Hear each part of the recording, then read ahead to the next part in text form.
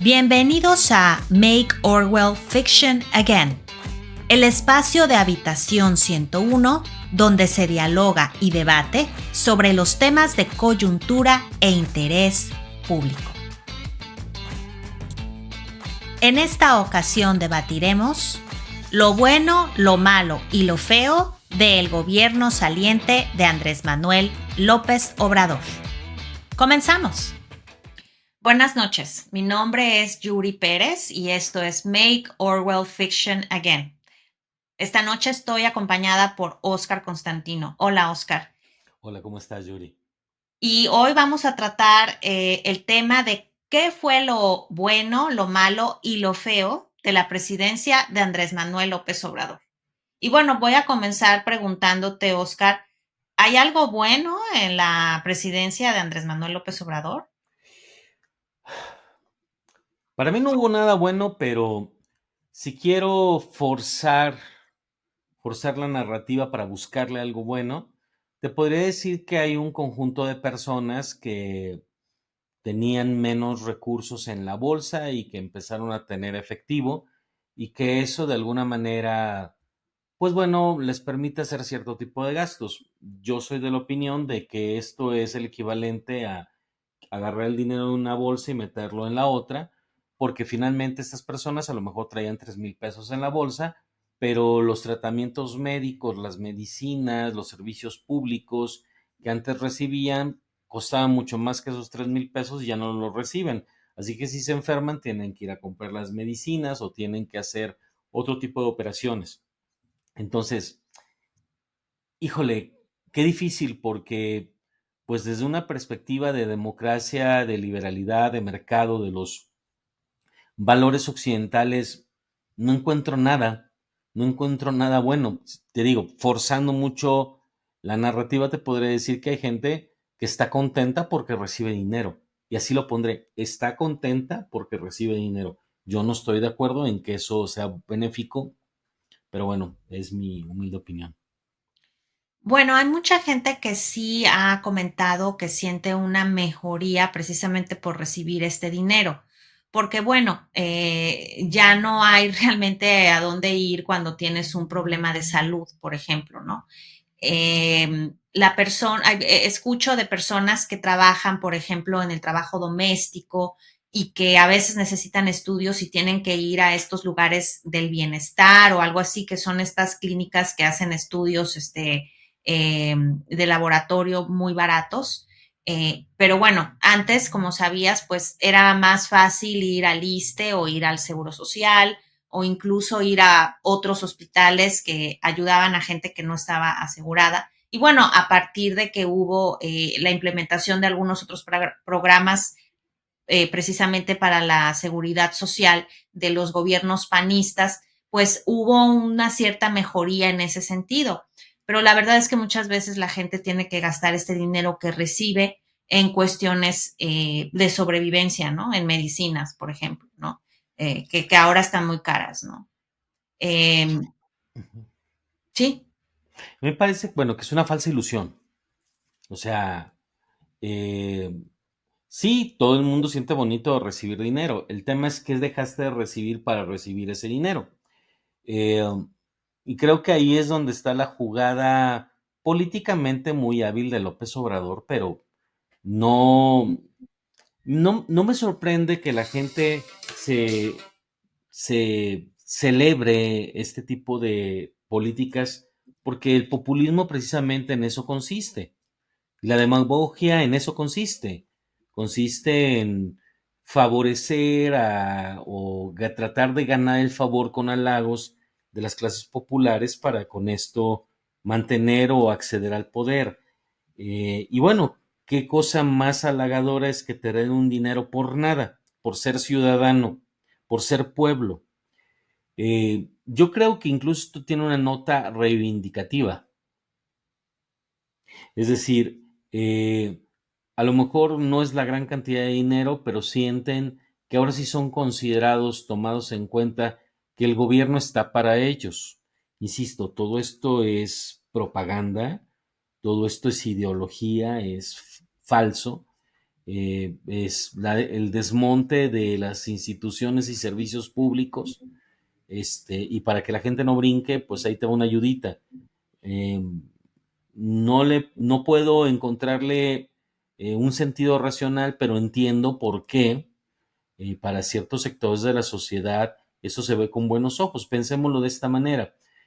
A lo mejor alguien que se encuentra en el nivel socioeconómico más bajo y que estaba condenado, vamos a decirlo así, a acudir a las instituciones de seguridad social, pues no recibía un trato magnífico, tenía que pasar muchas horas esperando, probablemente el médico familiar estaba hasta el copete y lo atendía, pero pues lo atendía molesto, igual que a las enfermeras, tenía que hacer también unas filotas para obtener sus medicinas y el tono de maltrato, eso es lo simpático de a veces el comportamiento y la idiosincrasia de los seres humanos. Es que más les importa cómo les dicen las cosas que lo que se les hace. Entonces, no hay un análisis racional diciendo, oye, pues es que sí recibí medicina, sí me curaron. Es que me trataron feo, me trataron como de segunda.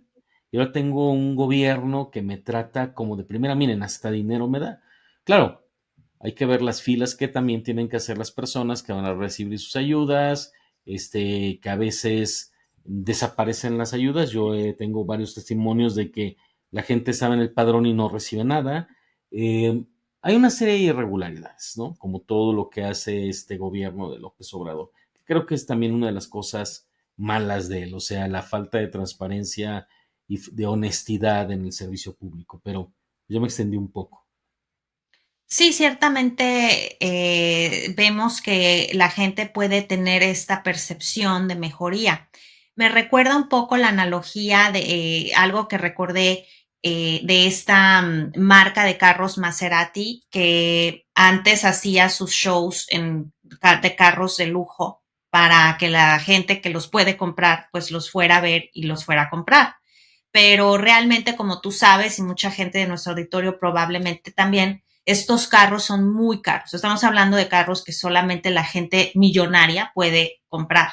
Y se dieron cuenta los de la Maserati que realmente no podían vender sus automóviles muy bien porque era muy difícil que la gente realmente comprara estos carros. Entonces lo que decidieron fue empezarlos a exhibir en exhibiciones de jets y de aviones. Entonces, cuando tú vas y eres un público, eres una persona que quiere comprar un avión, realmente si no puedes comprar un avión, puedes comprar un Maserati, porque en comparación a un jet, un Maserati es un impulse buy, ¿no? Una compra de impulso, una compra emocional. Entonces, fue una cuestión de percepción que esta compañía hizo de manera magistral para poder vender. Y yo creo que este es el caso del gobierno de la 4T. Hay que reconocer, yo creo, que tuvieron mucha, digamos, astucia en cómo manejar la percepción de las personas que nunca recibieron nada. Como dices tú, ciertamente es una reivindicación social más que una verdadera ayuda. Como tú sabes, hay un argumento entre las mesas de analistas por ahí que dicen que el alza del salario mínimo en México es uno de los grandes logros de la 4T. Yo tengo mis dudas, pero me gustaría más que tú me explicaras o nos explicaras a todo el público por qué no es tan bueno esto de el alza del salario mínimo en México. Bueno, yo te diría, en principio, como liberal clásico que soy, que pues es inflacionaria. Alguien te dirá que no es inflacionaria. De hecho, me encantó algo que le dijo el doctor Cedillo a Viri Ríos. Bueno, es que si tú tienes la mitad, más de la mitad de la población en la economía informal, poco importa lo que dice, lo que es el salario mínimo. Ahí se inventó una maroma Viri Ríos diciendo que de todos modos impactaba a los salarios que no estaban en la economía formal. Yo creo que toda palabra que viene de la boca de Bill Ríos es falsa, y que sus datos siempre son tergiversados, pero te voy a decir algo que a mí me hizo mucho sentido y que explicó originalmente Macario Schettino. Cuando tú subes artificialmente, porque los salarios deben subir porque el mercado necesita que suban. Esa es la única forma en que un salario puede subir sin que tenga efectos de distorsión demasiado perversos. Y el ejemplo más claro es que después de la pandemia, mucha gente no quiso regresar a los trabajos de oficina y las empresas tuvieron que ofrecer mejores salarios. O sea, ahí tienes un ejemplo en que el mercado determina un alza de salarios sin que se acabe el mundo, ¿no? Pero ¿qué pasa cuando es por decreto? Bueno, pues tú le limitas la capacidad de empleo a las personas que menos ganan. Es decir, si una empresa tenía que pagar 1 peso de salario mínimo y de repente tiene que pagar 2, pues a lo mejor abre menos espacios de trabajo. Pero también hace otro efecto perverso que a mí me parece peligrosísimo y que mencionas que Tino, y es que se compacta la nómina. Es decir, los salarios de arriba tampoco empiezan a subir, pues porque hay que encontrar de algún lado con qué financiar los nuevos salarios más altos. Entonces, empiezan a haber menores diferencias en la escala salarial hacia dentro de una organización y alguien puede decir, oye, qué padre. Pues no, porque si entre ser director y ser director general la diferencia son 3 pesos, pues ¿quién va a querer más responsabilidades? Y llega un momento en el cual también se pierde la jerarquía. Si ganas más o menos lo mismo, pues, perdón que lo diga así, los subordinados se vuelven más contestones. Si ustedes me dirán, bueno, si soy subordinado otra vez la reivindicación de los oprimidos, pues qué padre, ¿no? Pero para una organización es terrible que no tengas gobernanza. Entonces, al compactarse la nómina, primero, los que habrían podido ingresar a trabajar o acceder a un empleo, resulta que tienen menos oportunidades porque los salarios son más altos en el punto de entrada. Pero además, suben menos los demás salarios porque hay que costear esta alza. Y esto implica que las mayores responsabilidades están peor remuneradas y esto afecta la responsabilidad en sí, o sea, para quien quiere más responsabilidades, pero también afecta a la relación de jerarquía en una organización, lo cual no es bueno para la dirección de una organización. Eh, Todo esto es porque por decreto no se puede cambiar la economía. O sea, los salarios deben subir y yo creo que la gente debe tener mayor poder adquisitivo, pero esto no es un tema nominal, sino es un tema real. ¿Qué es lo que muchos liberales y sobre todo libertarios insisten con que la desigualdad económica no es negativa? Lo que es negativo es la pobreza. Entonces, ponle que tú tengas el menor ingreso en una economía, pero si ese menor ingreso en una economía te permite tener casa, automóvil, poder mandar a tus hijos a la educación superior, alimentarte bien, pues la verdad es que tendría que importarte muy poco que haya gente que gane más que tú, porque tú tienes satisfactores. Y hay que recordar que la economía trata de necesidades satisfechas, no trata de que yo todos tengamos lo mismo. O sea, eso es un poquito medio, bueno, en la parte demagógico es medio tonto. Yo creo que esa sería la explicación breve. Por decreto causas problemas organizacionales y sobre todo a las personas que van por un primer empleo o que no tienen las cartas credenciales para tener salarios altos, se les limita aún más las oportunidades de trabajo. Sí, ciertamente, como creo que lo planteé desde un principio, creo que sí estamos hablando de una cuestión de percepción que el gobierno de la 4T utilizó muy bien en este sentido. Y claro que una de las grandes promotoras de la ideología cuatrotetista, que es Viri Ríos, ha sido muy diligente en hacer su trabajo ante los medios de comunicación y las redes sociales. Bueno, ¿cómo olvidar esa mítica entrevista que le hizo a Cedillo? Pero no porque ella haya sido la gran entrevistadora, sino porque Cedillo la tuvo que educar en estas cuestiones, ¿no? Y con mucha paciencia y mucha educación, por cierto, con mucha cortesía. Y desde luego que México es un caldo de cultivo en el que la gente es muy fácil que se sienta oprimida. O sea, obviamente no me voy a poner a hablar de historia, pero creo que todos sabemos lo que se dice de los españoles, por ejemplo, ¿no? De la conquista, ¿no? Y es uno de los grandes mitos que ha hecho que la gente se sienta oprimida y que, bueno, esta idea de que se te tiene que reivindicar o como se dice vulgarmente o coloquialmente, que les haga justicia a la revolución, ¿no? Por fin, al fin, la gente tenga algo de lo que nunca supuestamente ha podido tener. O, por ejemplo, que México es un país rico en recursos naturales, como si los recursos naturales hicieran a un país rico. O sea, creo desde mi punto de vista que esto no es así. Creo que un país es rico por sus ideas, Vemos que hay países que no tienen grandes recursos naturales, pero son ricos, como por ejemplo Inglaterra, ¿no? Porque sus ideas y sus maneras de actuar les han ayudado a convertirse en países ricos, ¿no? Entonces, bueno, dentro de lo bueno, pues si es que existe, digamos que no es, no es precisamente algo bueno, pero lo mencionamos porque muchas veces se menciona que estos son logros de la 4T, ¿no? Y bueno, no, yo no incluiría ninguna de las obras, grandes obras, de construcción que han llevado a cabo, que son absolutamente un fracaso, está totalmente comprobado y documentado ampliamente, ¿no? ¿Te gustaría pasar a lo malo de la 4T, del Sí, gobierno de Andrés Manuel López Obrador en cl- específico? claro. De hecho, te diría que las obras que acabas de mencionar estarían en lo feo, pero me voy a lo malo, a lo más malo. Bueno, tenemos primero un problema de inseguridad terrible. Es un país donde el crimen se ha expandido y cada día es más violento. También incluiría en lo malo los problemas de salud, o sea, tenemos una cantidad de muertos por el COVID que nos pone entre los peores países del mundo. Eh, Obviamente en lo malo está la pésima atención de salud que cada día es más mala. Yo te podría decir, se puede criticar mucho al Instituto Mexicano del Seguro Social, pero su medicina de especialidad era muy buena, muy buena, es de las mejores del país y pues bueno, ahora tenemos elevadores en que prensan gente y eso habla de un deterioro también en las instituciones tradicionales de salud. Olvídate de el INSABI, del Bienestar y estos mecanismos, ¿no?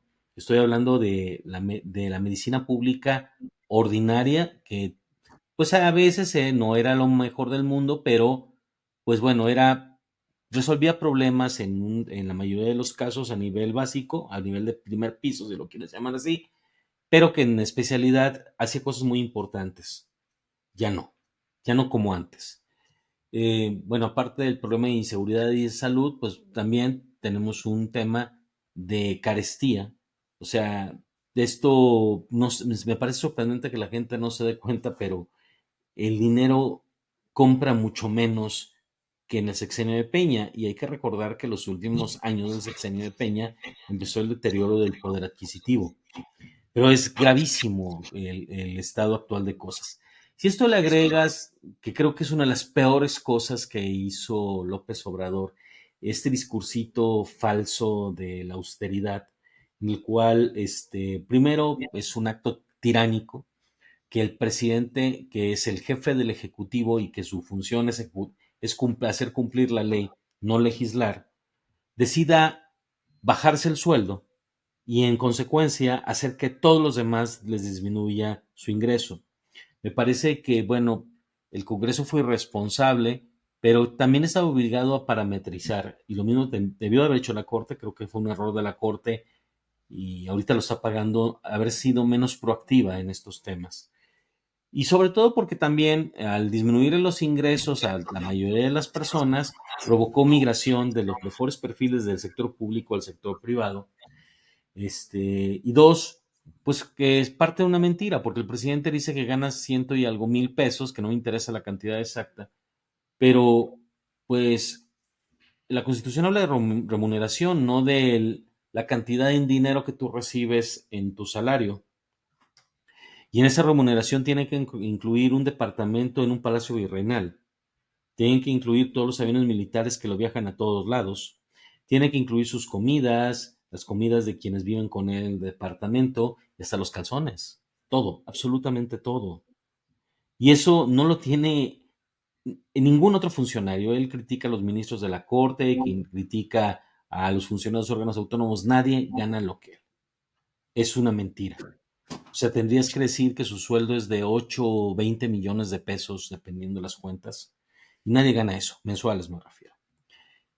Pero eso causó también un problema, es esta idea de que la gente debe vivir en la miseria o debe vivir muy mal porque hay que ser austeros, pues me parece un poquito absurdo porque la honrada medianía de la que hablaba Juárez y que con el cual se llena la boca, pues no hablaba de morirse de hambre, Hablaba de llevar una vida digna. Y hay que recordar que investigaciones muy interesantes, una de Pablo Magluf para Letras Libres, donde se deja claro que Juárez ganaba extremadamente bien. O sea, fácilmente ganaba 10 veces más que lo que dice López Obrador que gana. Entonces, ¿dónde está esta honrosa medianía versión 4T? O estos discursos que aparte son insultantes a la inteligencia, como que para qué quieres más de un par de zapatos, cosas de ese tipo, que son réplicas o copias baratas de los discursos de Jesucristo. Este es el discurso de los lirios. ¿Ustedes qué se preocupan si los lirios visten mejor que Salomón? Sí, los lirios vestían mejor que Salomón. No les dijo, anden en zorrapastrosos. Eso no fue así. Cuando el señor pues tiene un hijo con tenis Luis Butón, ¿no? O sea, creo que pues es medio absurdo, ¿no? Tendría que poner eso en lo malo. Obviamente la política de abrazos no balazos, que es distinta de la inseguridad. Y esta falacia de que van sobre las causas porque las causas no las resuelven.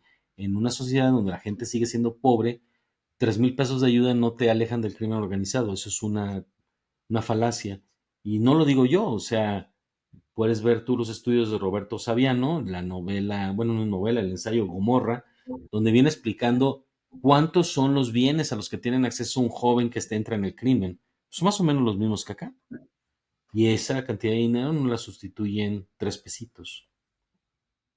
No, ciertamente. Y la verdad es que también hay países en donde están, podemos hablar países de primer mundo, ¿no? Si queremos etiquetarlos de esa manera tradicional, en donde también hay narcotráfico y hay crimen igual, claro, está mucho más eh, regulado, mucho más controlado, pero gente que realmente no tiene ninguna necesidad también se pueden dedicar al narcotráfico. Entonces muchas veces supuestamente esta ayuda que se le da a los jóvenes los va a alejar de la tentación de convertirse en narcotraficantes.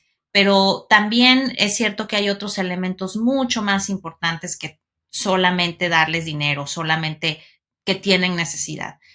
Hay muchos otros elementos que no creo que sea prudente que comentemos aquí porque nos vamos a salir del tema, pero yo creo que dentro de lo malo que hay, muy, muy malo, me parece que no podría decir que es lo feo y es la reforma judicial. Yo creo que esto es muy malo porque es un atentado a la democracia, a la división de poderes, etcétera, ¿no? A la limitación, los checks and balances, ¿no? La limitación del poder, en este caso, el poder ejecutivo. Y, eh, y bueno, este asunto de la reforma judicial es muy complejo, como sabemos, lo hemos hablado en Habitación 101 varias veces, pero para resumirlo de manera más clara, ciertamente hay una percepción, hablando de percepciones, de que la gente va a poder elegir a una persona de el mejor candidato para que llegue a ser juez. Pero nos olvidamos de que ese es el trabajo de los legisladores.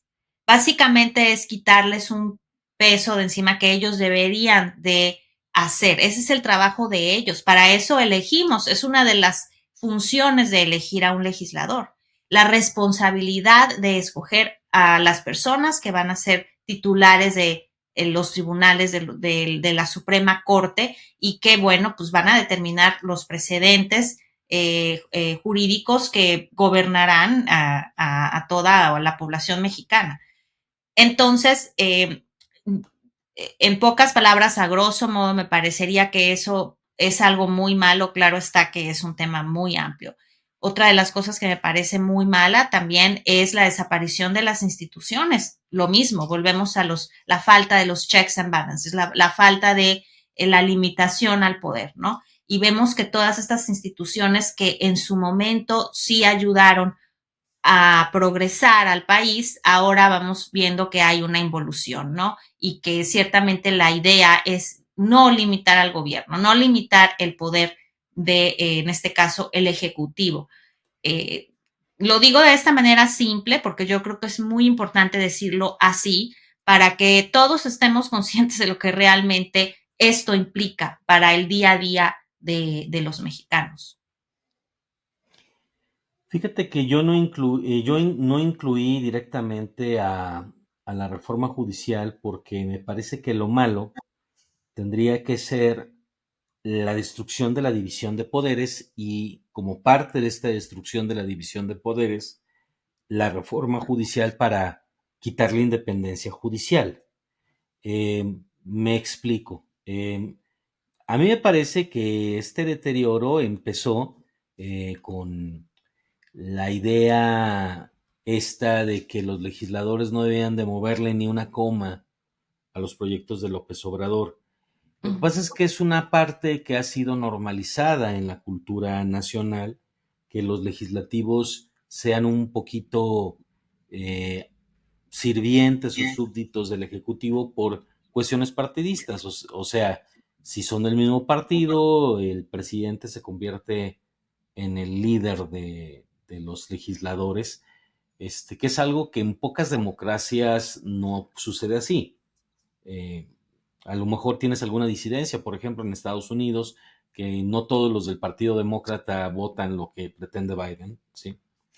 Pero ese es un primer elemento. Yo creo que no hemos llegado a los niveles de abyección, de sumisión del legislativo con el ejecutivo que tenemos actualmente. Y en segundo término, pues la destrucción incluye la reforma del Poder Judicial, la inminente destrucción de los órganos públicos autónomos que eran otros contrapesos. Entonces yo hablaría de la destrucción de la división de poderes y la destrucción de los contrapesos, que en pocas palabras es la destrucción de la democracia constitucional. De hecho, la definición de totalitarismo es que un solo poder concentre todos los poderes. Y eso es lo que está buscando López y en la que ha sido muy exitoso. Híjole, pues es que entra en la frontera entre lo malo, lo pésimo y lo feo, sí. Lo horrible, lo horrendo, ¿no? de pesadilla, ¿no? Sí, porque finalmente tú podrás decir, oye, tuvo un gobierno muy malo, con malos servicios, con poca gobernanza, o que mala calidad de gobierno. Eso es muy malo. Pero es peor todavía decir que se destruye la democracia que nos costó tanto trabajo conseguir. Entonces, bueno, yo lo resumiría en la destrucción de la división de poderes, de los contrapesos del poder y por lo tanto de la democracia constitucional, que va a ser la peor herencia de él. ¿Sí? Y bueno, a esto le tengo que agregar que me parece así como la cereza de un pastel de porquería, es una cereza podrida de un pastel de porquería, que es la designación de su hijo como secretario de organización del partido del que él es propietario. Porque lo decía yo en redes sociales, lo decía en Twitter a un comentario de Crespo, que hablaba de que México se estaba volviendo Venezuela, y le dije, no, México no se está volviendo Venezuela, México se está volviendo Haití. O sea, ya tenemos a Papá Doc y a Baby Doc. O sea, los Duvalier aquí se llaman López. Y hay que ver lo que le pasó a Haití como resultado de tener una presidencia dinástica, que un dictador fue sucedido por el otro. Alguien me dirá, es que no fue dictador porque no pasó muchos años en el poder, no. Fue un dictador porque gobernó al margen de la Constitución. Y lo ha demostrado con toda la desobediencia que ha tenido con las últimas suspensiones que han dictado los tribunales. Eh, pero bueno, a mí me parece que ronda la frontera entre lo malo y lo horrendo. Ciertamente la destrucción de la división de poderes es una de las cosas terribles y muy malas de este gobierno. Además, yo creo que solemos comparar este gobierno con lo que hacía el PRI, ¿no?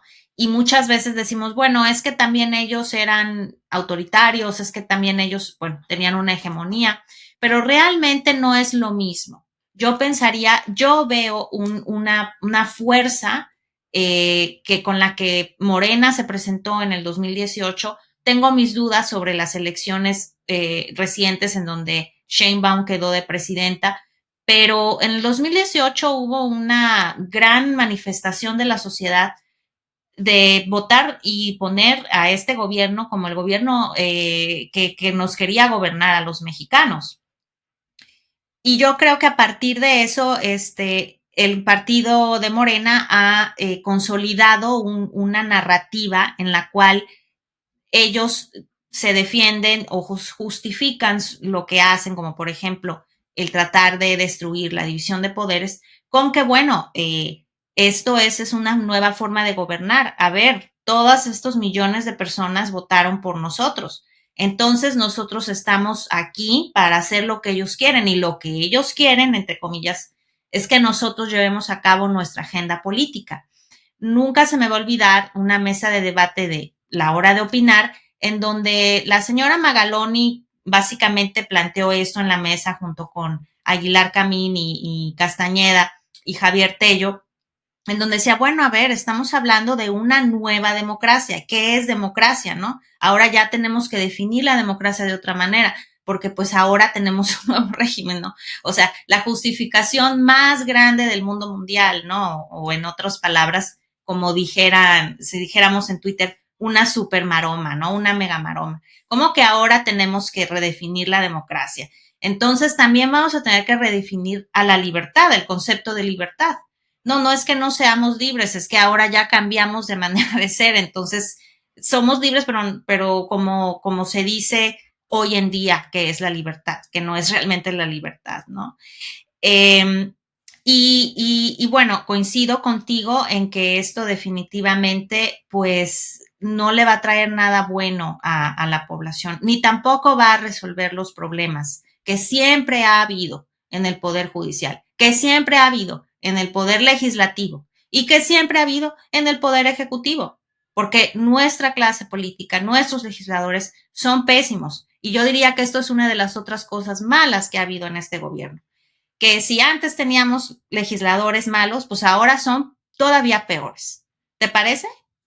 De hecho, te diría que, retomando algo que me gusta mucho que explicó alguna vez Pedro Aguirre para decir o para explicar por qué lo que le funciona a los ingleses no le funciona a los guatemaltecos o a los argentinos. Decía, bueno, es que todo tiene que ver con la clase política que tienes. Si tú tienes una clase política responsable, puedes hasta no tener constitución escrita. Y eso es lo que le pasó a Inglaterra después de 500 años, como dice Gordon Brown, ¿no? O sea, después de muchas monarquías nefastísimas, lograron llegar a un nivel de responsabilidad de la clase política que permitía tener instituciones sin tantos problemas. En alguna ocasión, lo escribimos tú y yo para el New York Times y también presenté algo por el estilo para Letras Libres, en el sentido de que muchas instituciones estadounidenses se pusieron a prueba porque no habían tenido un presidente como Trump, que es un presidente al estilo mexicano. O sea, nadie se preocupaba por la autonomía del FBI porque no había habido un presidente lo suficientemente deshonesto como para querer pretender que la agencia de policía se convirtiera en un gato del presidente. Ahora sí se lo plantean. Es una de las razones por las cuales nosotros tenemos fiscalías autónomas, cuando en otras partes del mundo no se preocupan por eso. Lo que quiero decir es que México tiene una clase política altamente irresponsable de toda la vida y por eso creamos órganos autónomos. O sea, nadie se preocupa bueno, hasta Trump, aunque dice que le hacen fraude, pero hasta antes de eso nadie hablaba de fraudes electorales en Estados Unidos, a pesar de que el Ejecutivo se encargaba de la organización de las elecciones. Nosotros tuvimos problemas históricos con la limpieza de las elecciones y por eso teníamos que tener un instituto autónomo con una serie de cuestiones que podrían parecer sorprendentes en otras partes del mundo. Nosotros votamos en papel seguridad, en papel que tiene las mismas características que un bono del tesoro o que un billete. O sea, ese es el nivel de desconfianza que existe respecto a la clase política. Precisamente por eso me parece que una de las cosas más terribles es la disminución de la calidad de la clase política. Y ni siquiera voy a hablar de la responsabilidad. Obviamente la responsabilidad es en parte, pero tenemos una peor clase política, una clase política donde tenemos gente como Noroña, como Salgado Macedonio, como todos estos personajes, ¿no? Como Yunes. Como Yunes, pero vamos diciendo que, por ejemplo, Yunes es el polvo de lodos anteriores. En particular, gente que está en Morena, Citlali Hernández, Andrea Chávez, Adán Augusto López, pues que son personajes con una catadura intelectual, moral, de responsabilidad política y de capacidad muy, muy inferior a lo que había antes, ¿no? Y bueno, aparte de esta disminución de la calidad de la clase política, que me parece que es más grave que el tema de la responsabilidad, pues yo te podría decir en general que una de las cosas más malas es que López llegó a través de un proceso democrático gracias a todas estas garantías y lo que hizo es que cuando subió por la escalera hasta arriba la tumbó. Y esa es una de las partes más graves, porque antes podrías haber tenido un presidente nefasto y por eso me parecen malas las comparaciones de que el PRI hacía. Bueno, es que había un PRI antidemocrático. Desde que tenemos democracia no hemos tenido un gobierno así de malo. Esos gobiernos parecen de la época de Echeverría, de López Portillo o de antes de ellos. Entonces, pues tumbó la escalera y nadie más va a poder acceder democráticamente como él accedió. Es un tema de las izquierdas. Las izquierdas luchan por llegar al poder y a la hora que llegan al poder se dedican a quererse mantener en él. Tienen poca vocación a la alternancia, al respeto con los controles constitucionales. ¿Por qué? Porque se sienten iluminados. O sea, ellos no creen en una sana competencia entre iguales. Ellos se creen moralmente superiores a sus adversarios, lo cual no es cierto ni en los hechos ni en la teoría. Bueno, yo creo que las izquierdas tienen una vocación de destrucción. Lo vimos en la antigua URSS, ¿no? Y bueno, en otros países de izquierda, francamente de izquierda, tanto en Europa como en Latinoamérica.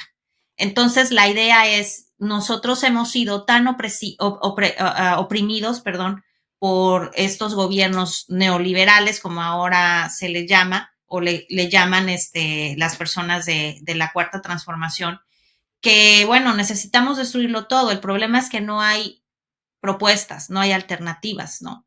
Y nunca las ha habido. O sea, yo recuerdo que cuando escuchaba a López Obrador y que yo estaba en la preparatoria, ¿no? Pues yo a esa edad ya decía yo, bueno, pero pues este señor toda la vida nos está hablando de todo lo malo que hay en México, de todo lo malo que hay que destruir, pero no veo propuestas, no veo cosas alternativas para mejorar la situación.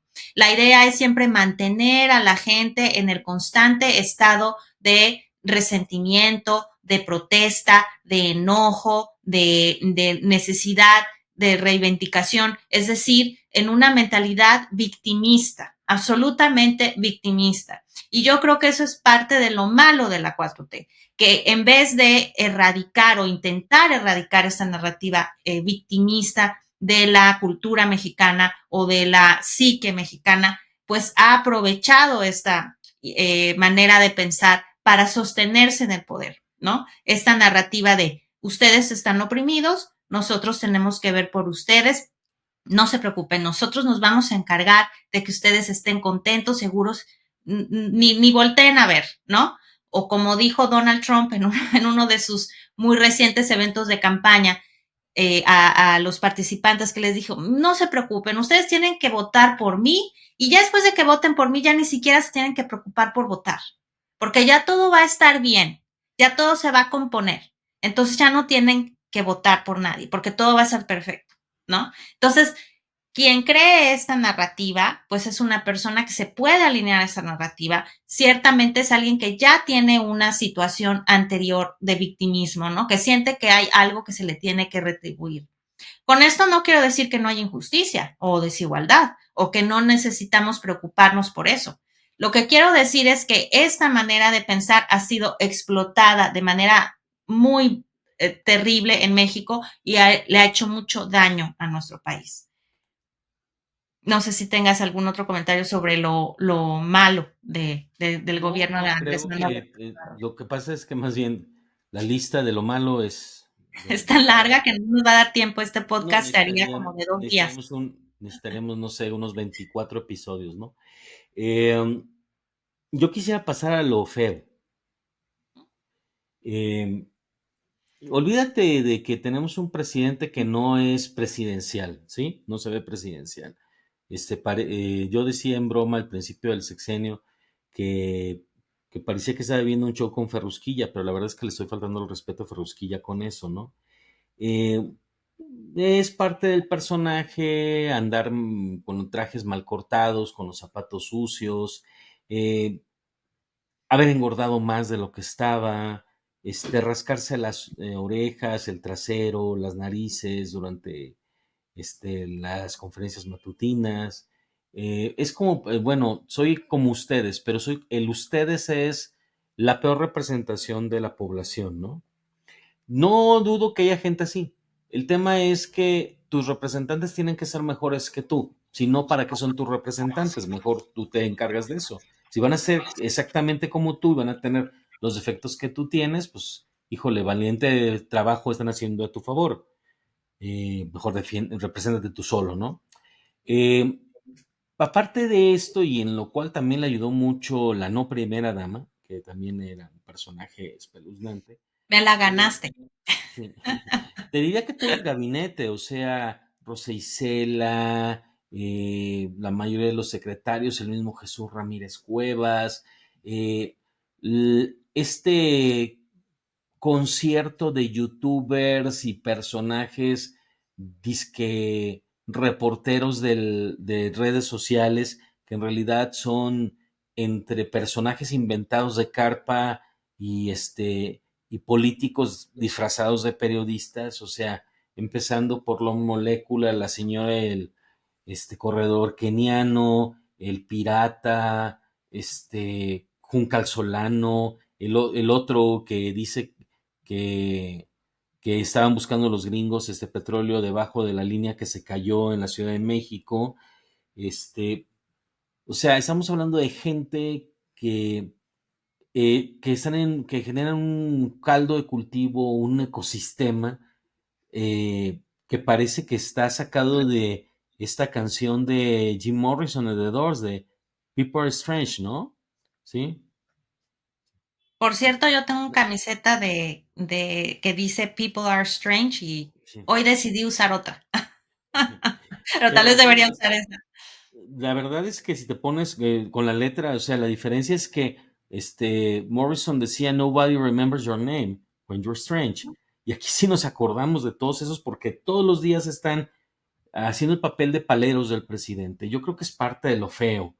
O sea, convertimos la discusión en redes sociales en el discurso vulgar y corriente de Vicente Serrano, las mentiras del chapucero y otra serie de personajes que no merecen. O sea, la verdad es que es un desperdicio de bytes y de voz haberlos mencionado, pero pues había que caracterizar a qué gente tan horrenda nos referimos, que poco han aportado y no solo no han aportado, han deformado la comunicación pública.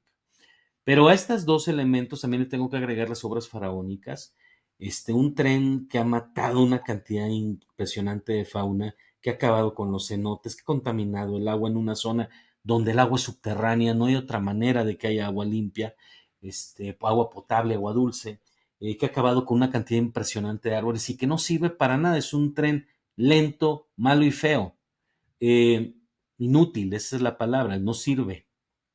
Lo mismo se puede decir una refinería que no refina, que más bien sirve para inundarse, porque en su necedad, para ayudar a su terruño, que también eso habla del peor tipo de presidente, la tuvo que hacer en Tabasco cuando pudo haber estado en Campeche o pudo haber estado en Tamaulipas, les pudo haber estado en cualquier otro lado donde hubiera mantos petrolíferos.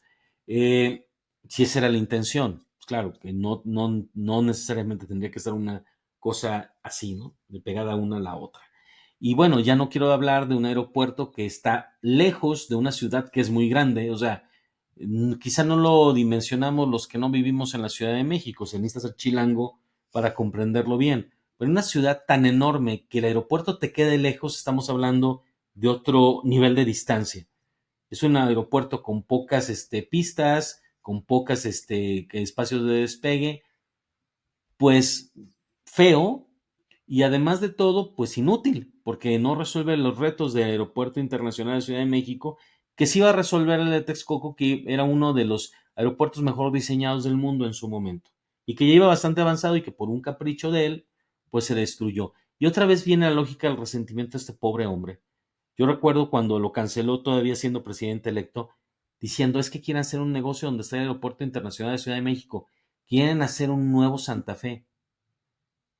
Y la pregunta de fondo es, ¿y eso qué tiene de malo? ¿Qué tiene de Ujú. malo que tengas en una zona, pues vivienda buena? Lo cierto es que ninguna de esas cosas pasó porque su aeropuerto es un aeropuerto subsidiario que no resuelve los problemas y el Aeropuerto Internacional de Ciudad de México se está cayendo porque todas las tarifas, las TUAS, que deberían de servir para mantener un buen estado, se están utilizando para pagarle a todos los constructores a los cuales les cambiaron las condiciones. O sea, um, y así me puedo ir con todas las demás obras. O sea, creo que el menos mencionado, que es el transísmico, podría ser el menos malo, pero otra vez hay una opacidad increíble por parte del gobierno.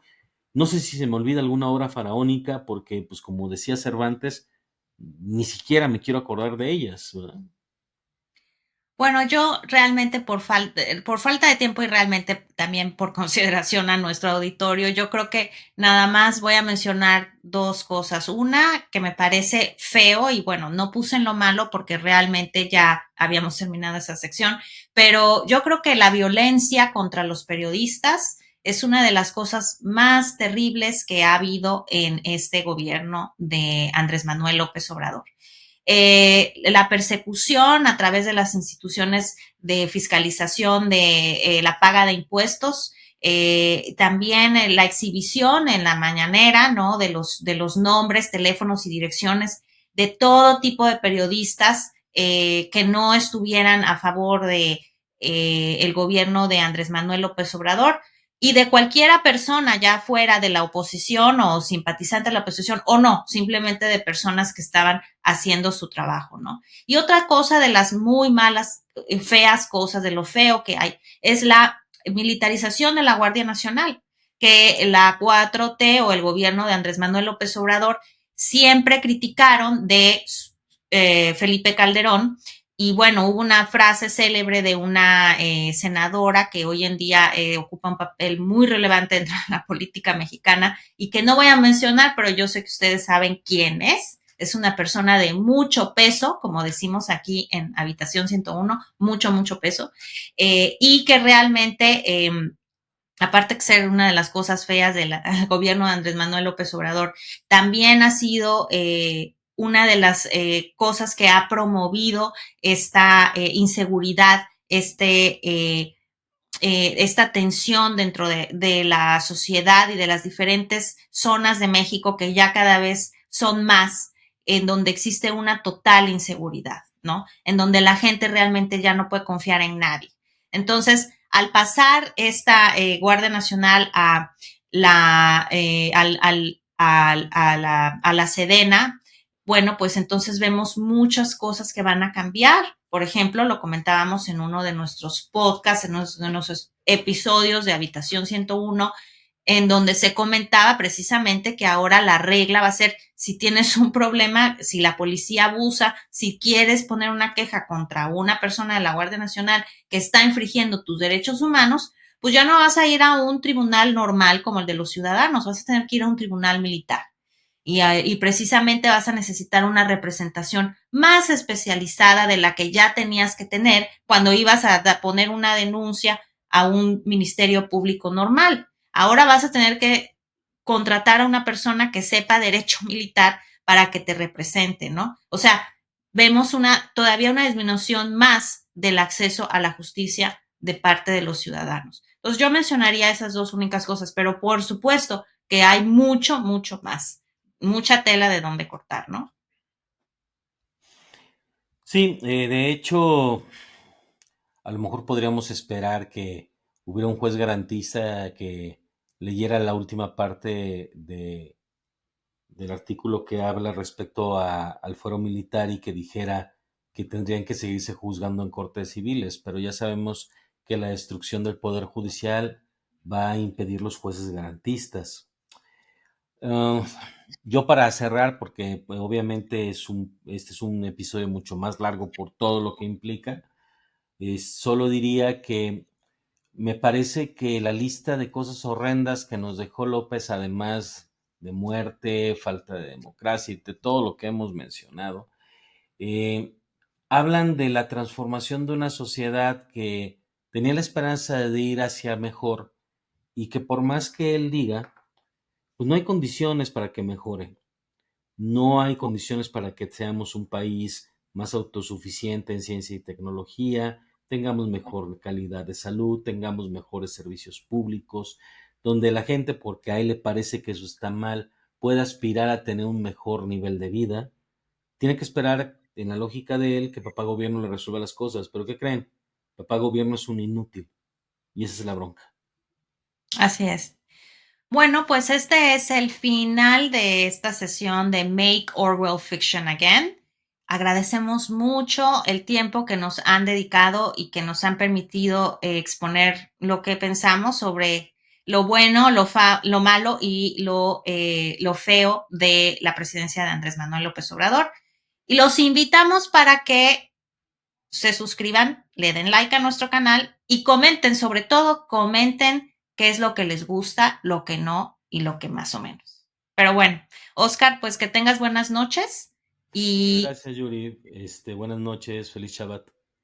muchas buenas noches a todos ustedes. Hasta la próxima. Gracias.